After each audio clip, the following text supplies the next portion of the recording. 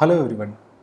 Welcome to the first session of training program on geospatial technologies in prehistoric geoarchaeological research. In today's session, we are going to discuss about the program details, then schedule. Then we briefly go through the background of geospatial technologies, like what is a map, how it is important, and all that things. The primary objective of conducting this program is to introduce basic geospatial technologies such as GIS, remote sensing, and GPS to prehistoric geoarchaeological researchers so that they can utilize these geospatial technologies for their research work. And the final expected outcome of this training program is at the end of the course, participants are expected to have a basic understanding of geospatial technologies, the important data sources. Basically, we will be discussing about the resources which are freely available. Then the participants will be able to procure the data set such as remote sensing data from national Indian sources and some from the foreign sources like Landsat data or the list data from Bhuvan network. That data they will be the participants will be able to procure the data, and they will be able to do the basic processing of this data in a GIS platform. And we are expecting that the end of the training program, which is scheduled for 30 hours of training program, the participants will be able to generate GIS database and produce thematic map using satellite images, digital elevation models, and GPS points what they have collected during their research work. So to attain this expected outcome, the schedule of this program is planned in a 4-module pattern. At the first module, we'll be discussing about the basics of maps, like what is projection, what are the different kind of maps, what kind of coordinate systems are there, what is scale, what we are using in the map, and the meridian.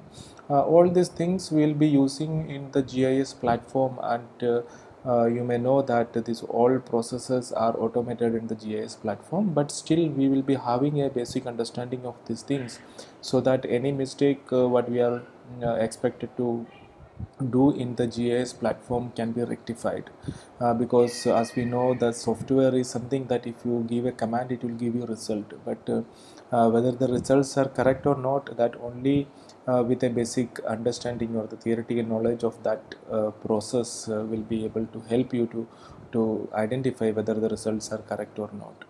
So this first module is basically about the introduction to maps, and the second module will see what is GIS and what is remote sensing, and what are the important data sources, what kind of file formats are there in the GIS platform, what is a vector file and what is a raster file. And in the third module, we see that the sources of data.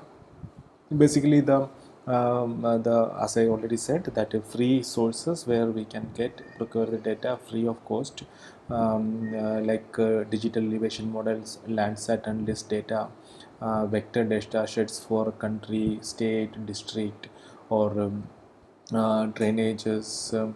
Then the important one is the topo sheet, which will be our basic information we'll get from the topo sheets. And after these three primary modules of this training program, where we'll have a basic understanding or theoretical knowledge of geospatial technologies and the maps and projections and the data sources, we will go into the details of operating the ArcGIS software. So this ArcGIS software is a powerful GIS software widely used, and and as most of the participants are from ISER Mohali, you are having this software available in your earth science department, and we are having I am personally having this software in hydroclimatological laboratory at our institute. So I will be using this software for the demonstration purpose. And in this software we'll do basically the plan is to demonstrate you the process of operating or doing some running some algorithms in the ArcGIS, and the participants will be instructed to do the same process at their end in their own softwares and their own system. Then we'll see the results, what it is coming, and how we can interpret that data. The interpretation of the data and the processes are not going to be in much deeper in level, rather it would be in a basic data interpretation and processing, where the ultimate plan is a basic data production using this GIS platform. Okay, so hope the outline of this program is clear for all the participants. So now let us straight away go to the first topic, that what is a map. That is what the first question when we are talking about. The map, if you see, is a visual representation of an area. So visual representation of an area, when I say that our area, what I am talking about is a surface of our earth, and you know the surface of the earth is not a plane surface. It is the shape of our earth is not plane, it is having a oblate spheroidal shape. As a result, the surface is not plane. Now we need to convert this non-planar surface of our earth to a plane map. So in other ways, if you talk about, the surface is not very uniform, it is having number of irregularities or topographical changes on the surface of the earth. So that topographical changes also needs to be presented or represented in the map. That is what we call is a map, or in a general term we can say map is a two-dimensional representation of our three-dimensional surface characteristics.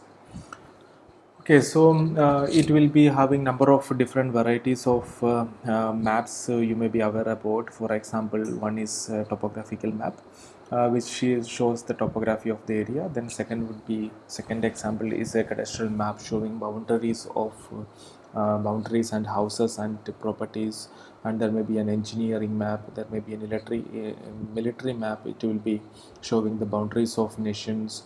Then a geological map will be showing the basic geological characteristics or the rock types which are exposed on the surface of the earth. Then it can be an archaeological map. But when our point of discussion is basically around the prehistoric geoarchaeological concepts, so as in our case, we would basically depending on two map types. One is topographical maps, and the second one is a geological map. And the archaeological map would be the one what we are going to produce, incorporating all this different information we are collecting from this different kind of topographical and geological maps. Okay, now when as a person or participants who are basically from archaeology background, you will be aware about the mapping or the preparation of map, because when you do a excavation, you should usually done do the proper documentation of that in a plan or a map.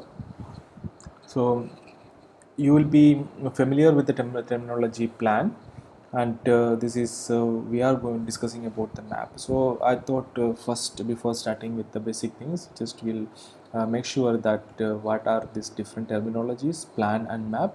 So if you are talking about the plan and map, plan is usually or most of the cases is a scale drawing. That means the representation of a three-dimensional surface feature in a two-dimensional manner with a proper scale. That means it will have a proper ratio of what we are seeing on the ground. Okay, so at the same time, all the maps are not necessarily be a scale drawing. For example, if you take the example of map of India, sometimes if you see that what would be the scale of that map and to try to see it, try to find it out from the map, we may say that it will be written not to scale. That means it is only a representation of the area without having major changes, but it is not properly scaled in nature. Okay, so that is a basic difference between plan and a map. And one other difference we can say that it is the plants are usually large scale in nature. Large scale means a small area will be, for example, it is something like 1:10. That is the scale of the map plan. That means a 10-meter area of the ground is represented by 1 meter or 1 centimeter on the map, 1 centimeter on the map. Such kind of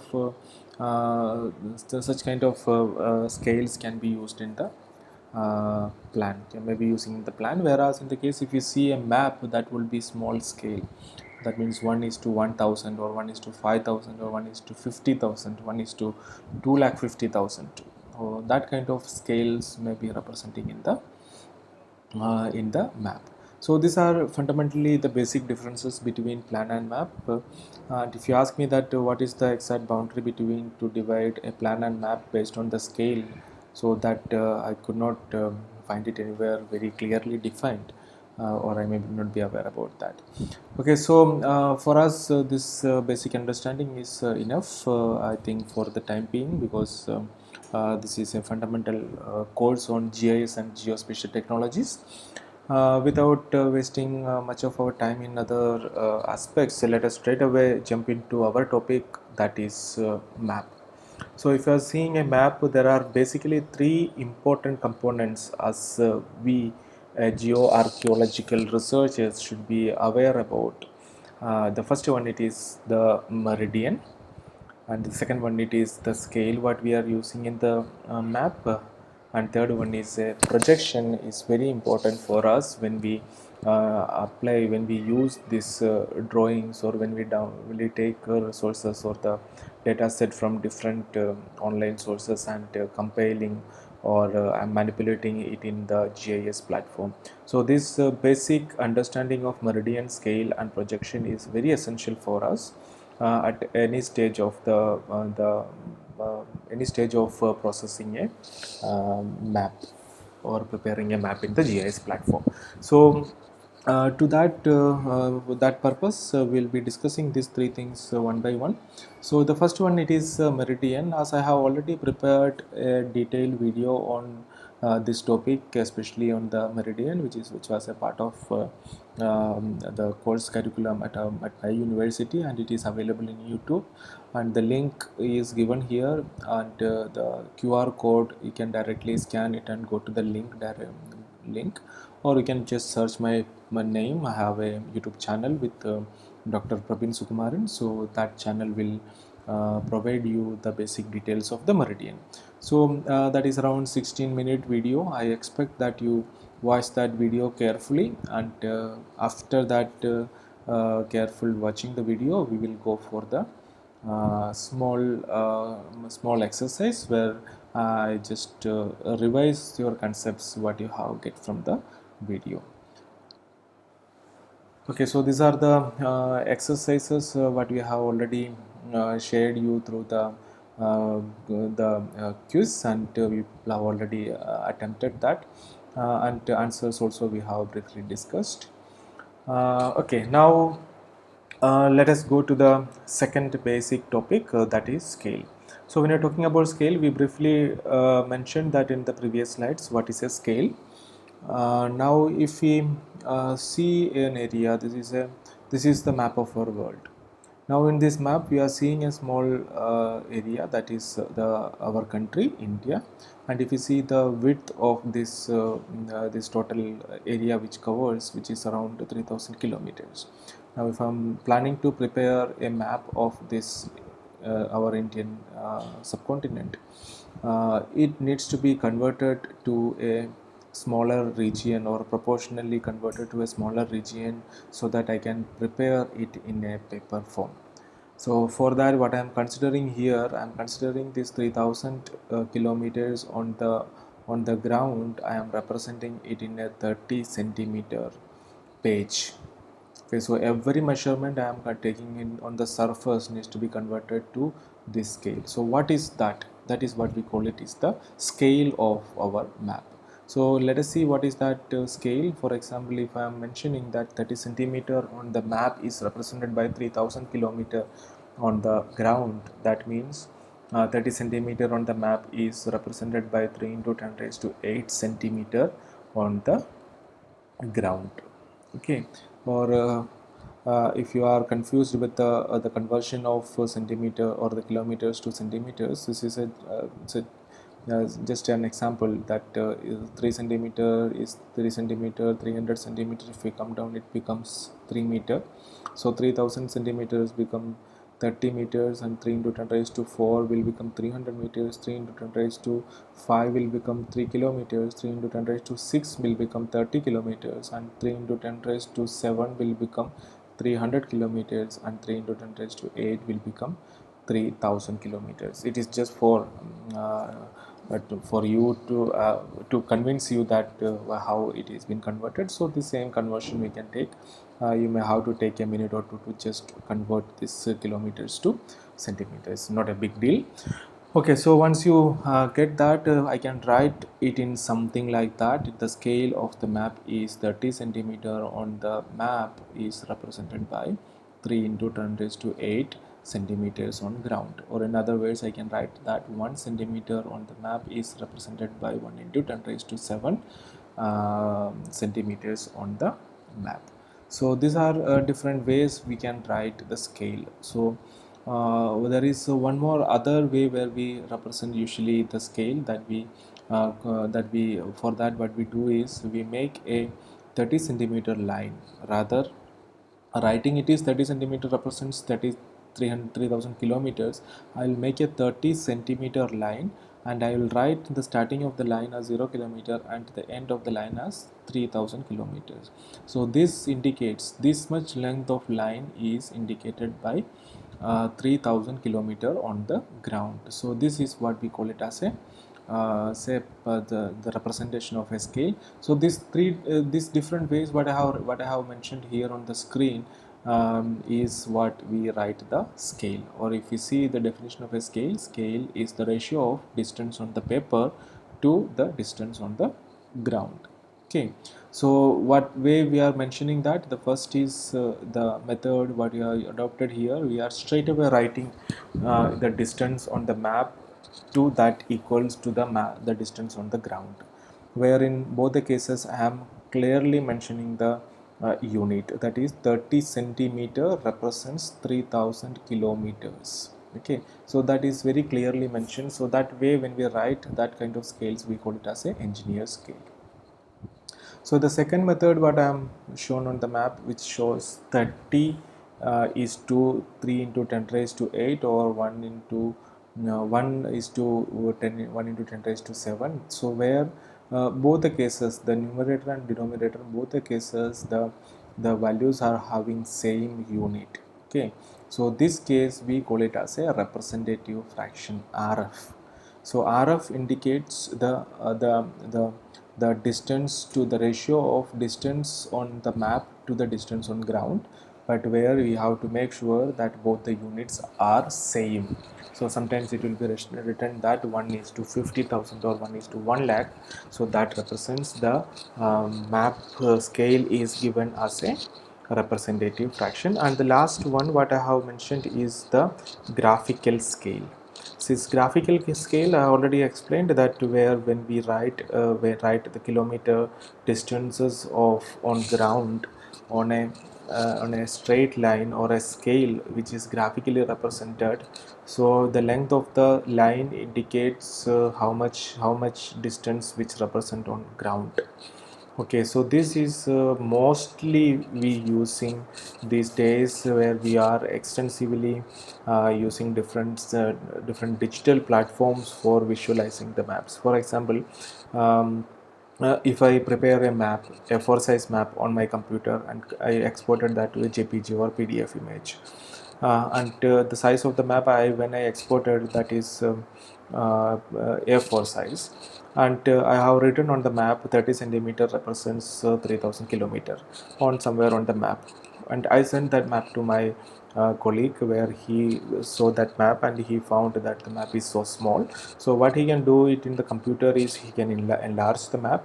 Instead of printing the map in an A4 size which was originally prepared by me, he may be printing it in an A3 size map, A3 size page, where what he is doing that he is actually doubling the size of the map, but where the distance mentioned on the map is 30 centimeter represents 3000 kilometers. Now when he printed it out, the map scale is not going to change on the what I have written on the scale written on the map is not going to change, but the scale of the map is different. In that map, 60 centimeter will be representing 3000 kilometers when he printed it on A3 size, whereas it is written 30 centimeter is 3000 kilometers.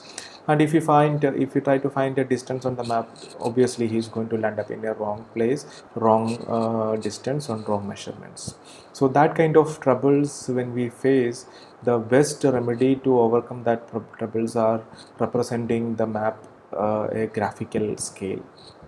Okay, here the benefit is that when I enlarge the map into 3 times or 4 times or 2 times, the scale what I have drawn, the line what I have drawn on the map is also going to enlarge.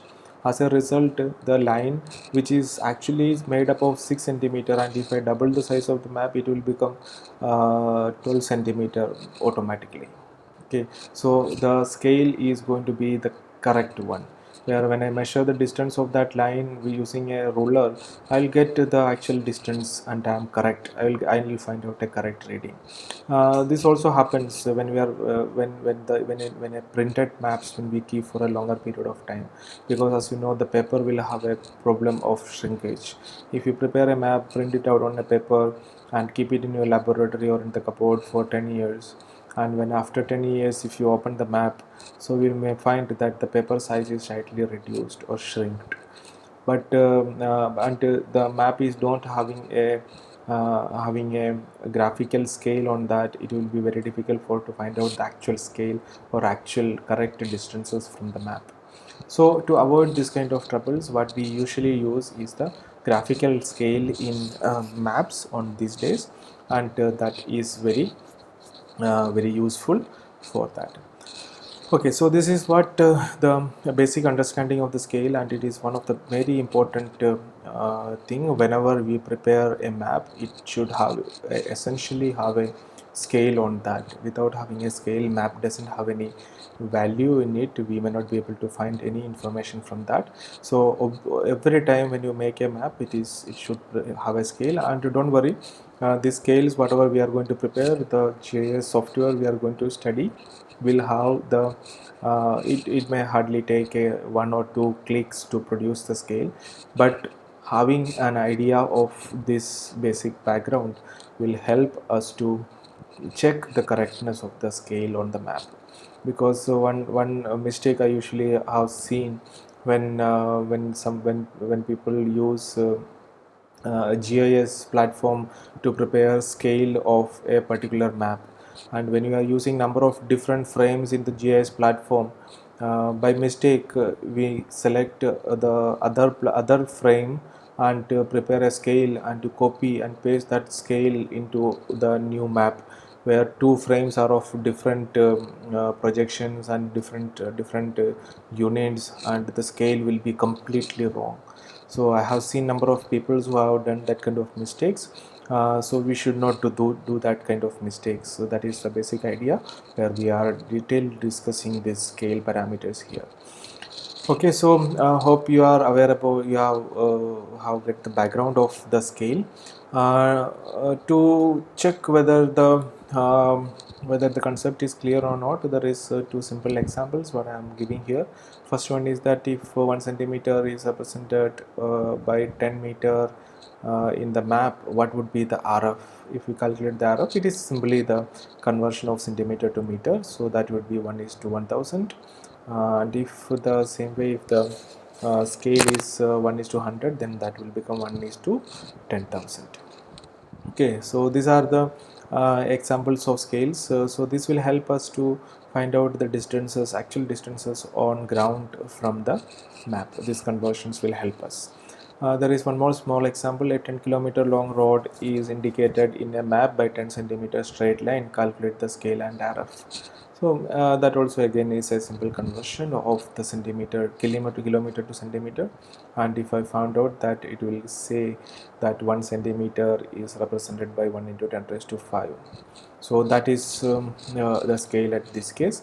It sometimes the distances may not be able to we may not be able to get the distances, rather we may get the area of some things. So for example, I have a small archaeological site which is properly a square type of plot, and I know that the size of that plot is around 2401 kilometers square, and I have seen the same map without having a scale on it, but I need to find out the similar unknown area which is plotted on the map, but I'm not aware that what is the actual scale of that map. In that case, I need to find out the scale of that map which is prepared, or map or plan.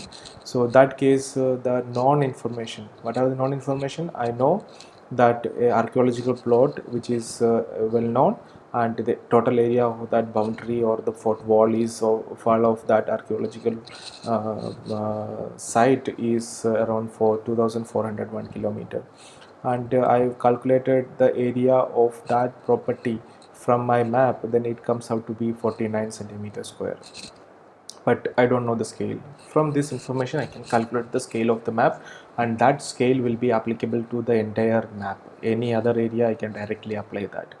Okay, here it is a simple conversion where the 49 centimeter square on the map is represented by 2401 kilometer square, or sorry, it's the other way.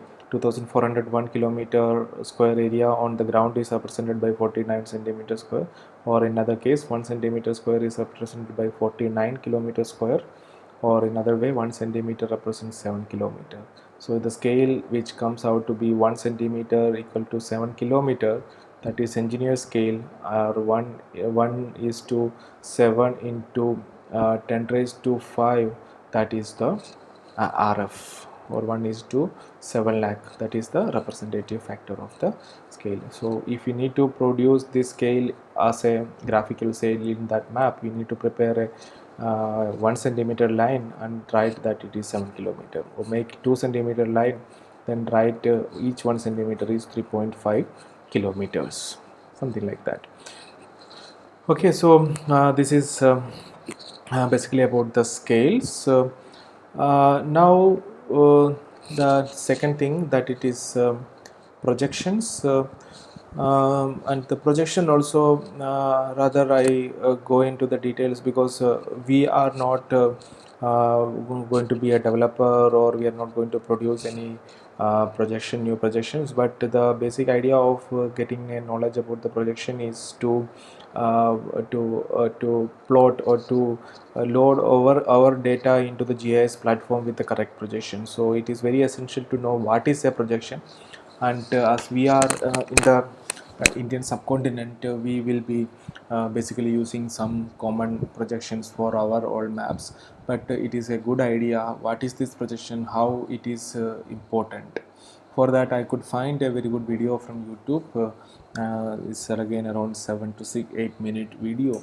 Either you can scan the QR code or copy paste the link to the web browser to get this video, and carefully watch that video. It is a very short and very clear video. Just have an understanding, and we don't have to worry much about the projection at this stage, but we should know what is the projection, because for our case, we the Indian subcontinent, when we are processing our data, we will be basically going for the projection, that is WGS84. It is widely used for India, for rather it is widely used for world, and the GPS satellites, where it is GPS coordinates, what we are getting, most of the cases we get it is in the WGS84. So the points what we are plotting from a GPS is also going to be in the same projection. So it is an easy and a good platform, good projection for our Indian subcontinent. And as you and me very well know that our data or the points, they are not going to be in a millimeter or centimeter level accuracy.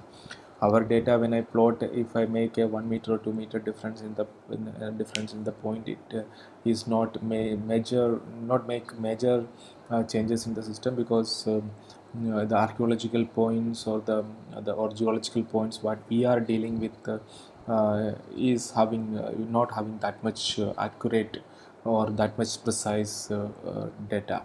Rather, the people who are working on for example, the movement of Indian subcontinent, the GPS data are using to calculate the amount of movement, the movement, tectonic movement of Indian subcontinent. So they will be needing the data, the GPS points or our locations with a very precise millimeter level accuracy, because they are working on that data and they are finding out around 5 centimeter movement of our Indian subcontinent towards north from this GPS data. So we are not dealing with that kind of precise database, so we will generally stick to this world geodetic system WGS 84. And if you want to have a little bit more information, just go to the Google and go to Google and find out what are the general assumptions that is made on this geodetic survey system while doing the projection. Okay, because our earth is not a very smooth and modes and it is not a very proper sphere. It is having number of up downs on that. So while projecting it into a into a GIS platform, that we need to do a lot of assumptions on that. So that assumptions are what we are considering in different geodetic this different projection systems. And if you go through the while we doing it in the doing it in the software, we'll see that there are number of hundreds or thousands of projections. So we will generally stick to this world geodetic system, that is yeah, the process done in 1984, WGS 84. Okay, so just remember the projection that is we are going to stick with, that is WGS 84. Okay, so I hope this projection is also good, and as I already said that we are going to use this topographical maps for geoarchaeological studies. So this topographical map, when I'm talking about it, is the generally called topo sheets. So this is open source software. So open source topo sheets are freely available from internet sources. And when we deal with the sites, basically a geological site or an archaeological sites, we are generally interested on this three parameters. Number one, it is topography. Number two, it is the drainage, and number three, it is the locations or the places. Okay, so geological information will come into picture. We'll briefly discuss that. So we are going to represent, we are going to just see that what are these things, how is it plotted in it. First we will see the places when we are plotting on the on a map. For example, this is a latitude and longitude of a location what I got from a GPS point, and the latitude it is saying that 24.5 degree, and the longitude it says 73.5 degree. So it indicates that the location is somewhere on the surface of the earth, and our earth surface is divided into number of latitudes and longitudes.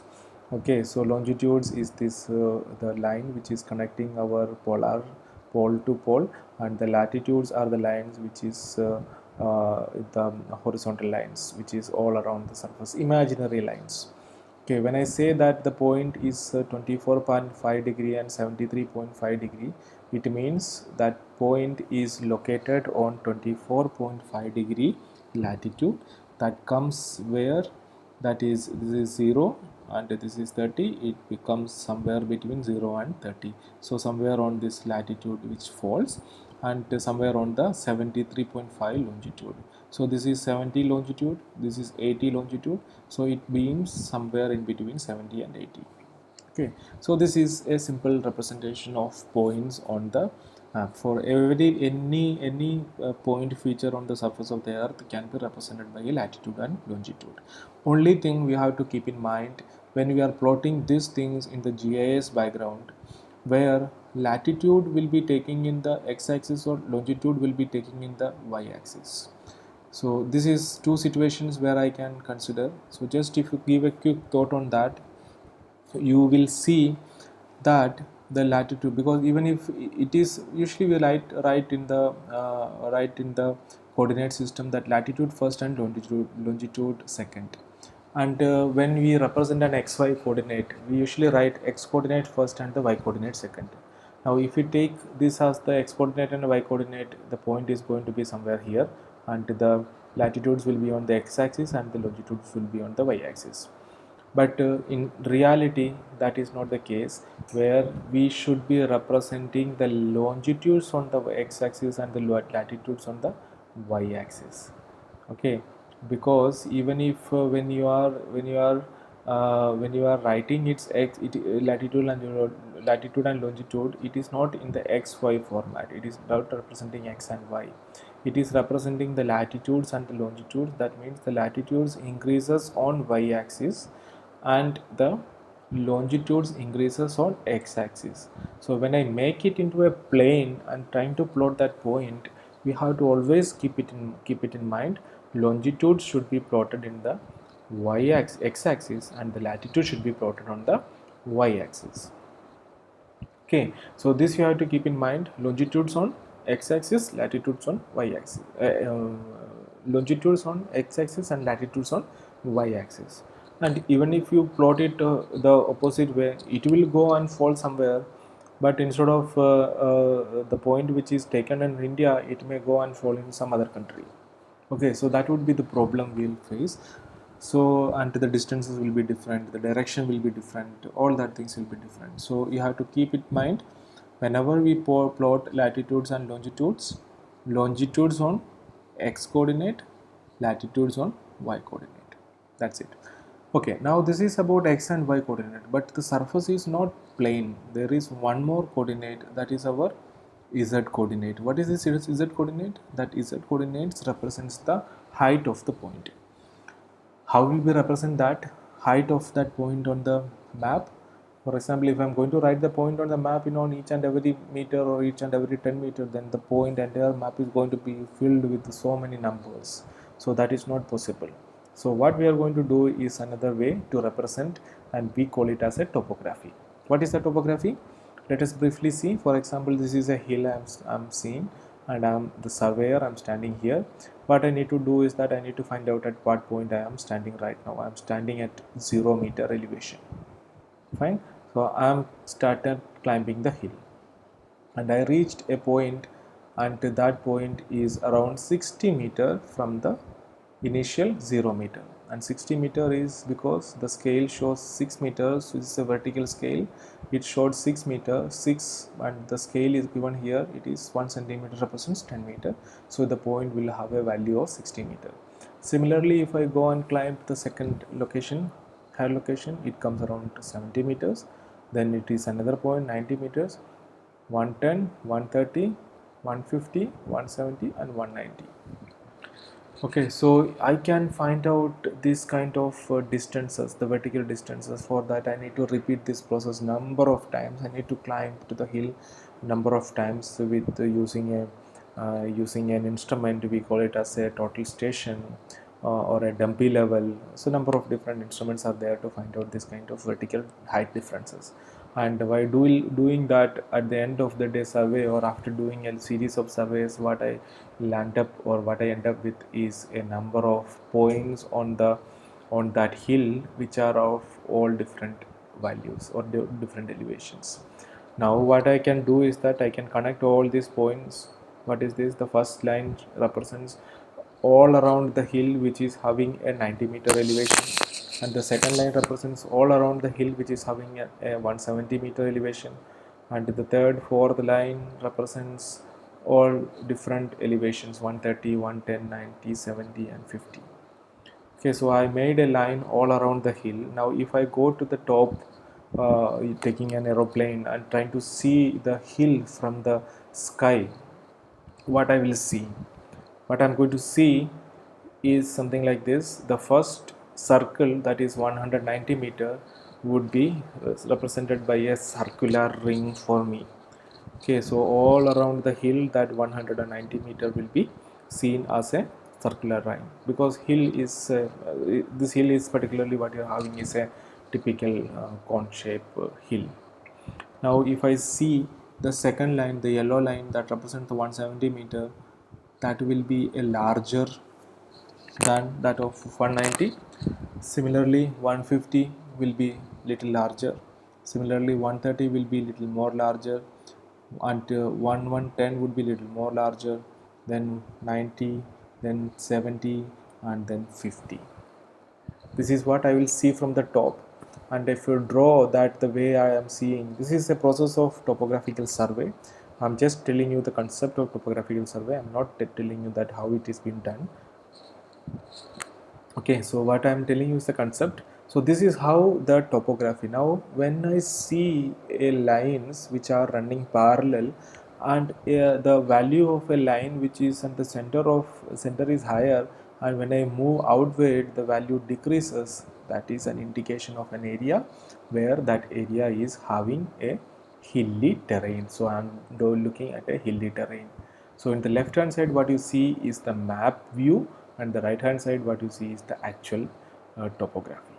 Okay, fine. So this is how we represent the topography in the map. So whenever you see a topographical map and you see this kind of lines, these lines are called contours, and the contours, there are some basic fundamental points about the contour. So contour is nothing but it is a line joining equal elevations or the height from mean sea level.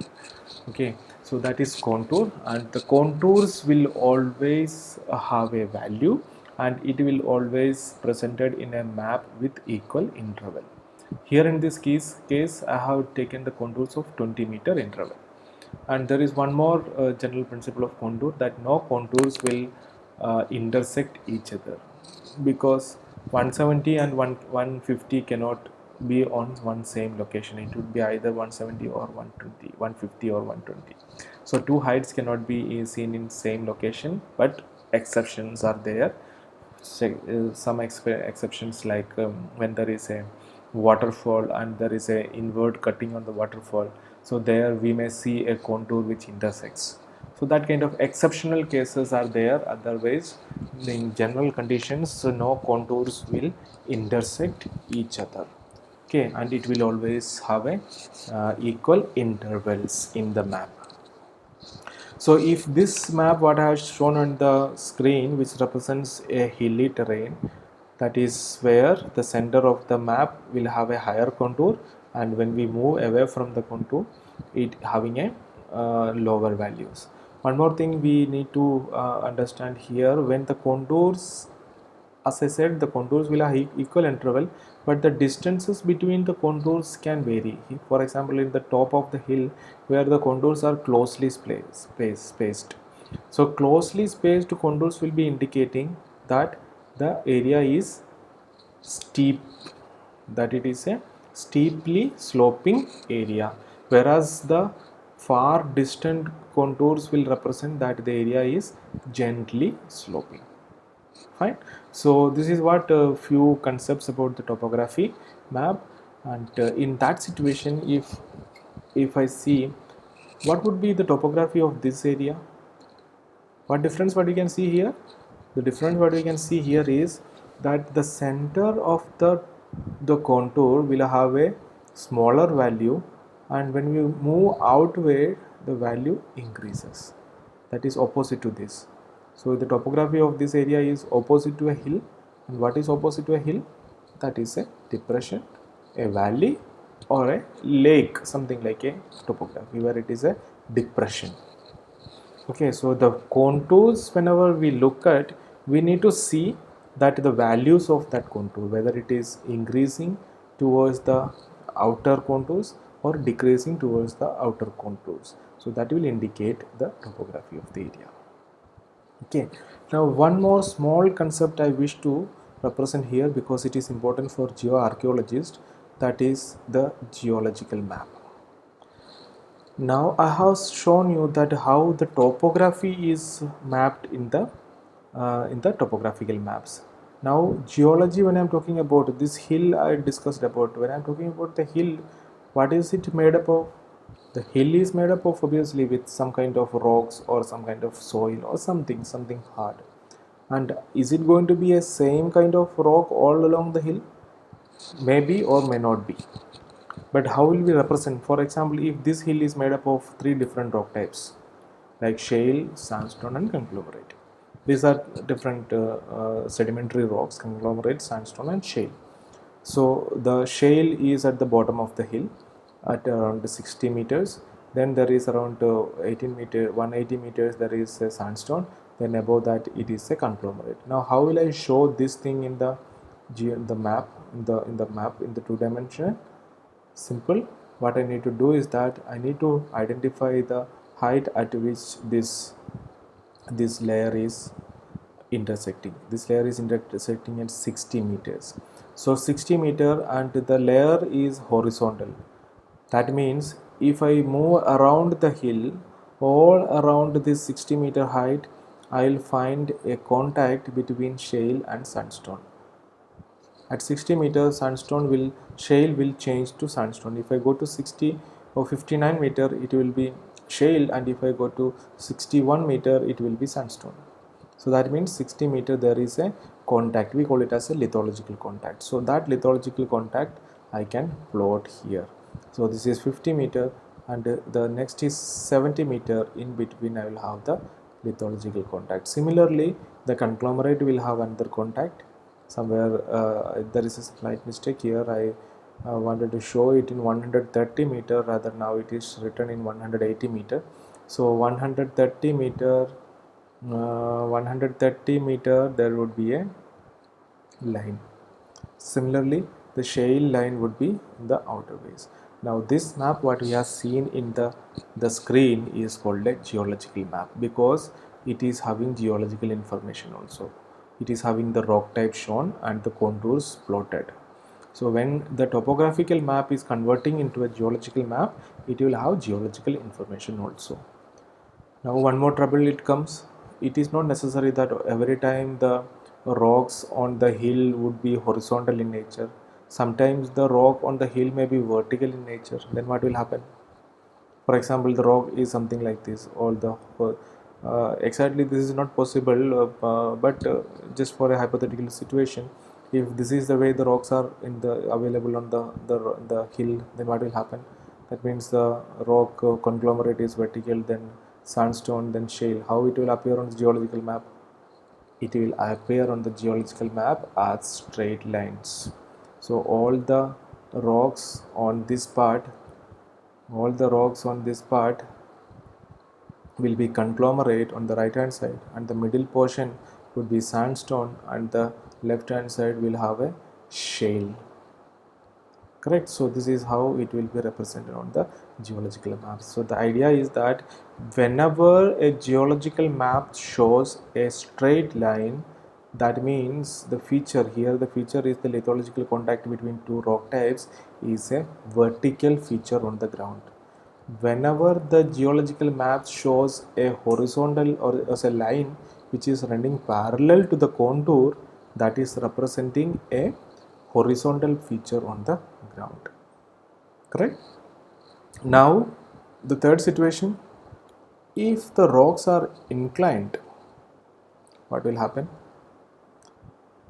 It will neither parallel to the contour, it will neither vertical, rather it will, what will happen? It will be having a curved line on the geological map. It will be having a curved line on the, it is not exactly on the or it's not very correct, because the contact goes at the top of the hill. It is not correct. It has to go somewhere on the other side, but this is somehow it will be representing. So the curved lines on the geological map indicates, if the lithological contacts indicates a inclined rock strata on the area. Okay, so these are three basic informations what we get from the geological maps. Now there is a small exercise I have already shared it in the Google Classroom, where I have shared a topo sheet. So I suggest that you go through the topo sheet, see it carefully, and if you have not done a topo sheet reading before, when you see this, you might find a number of informations in the topographical sheet, like the topography, where is a hill, where is the valley, where there is a where there is different sections, vertical sections are there where the rivers are intersecting. So number of informations will be finding from the this topographical map. Okay, so I think in today's session we will stop here. So this sessions we basically discussed about the maps, projections, meridian, scale, topographical maps, and geological map. So in the next session we will continue little more about this same line of topics, like the contours, like the coordinate systems and all, and then we'll go for the GIS data set and the actual practical sessions. Hope you enjoyed the session. Thank you very much. We'll see you in the next session. Bye.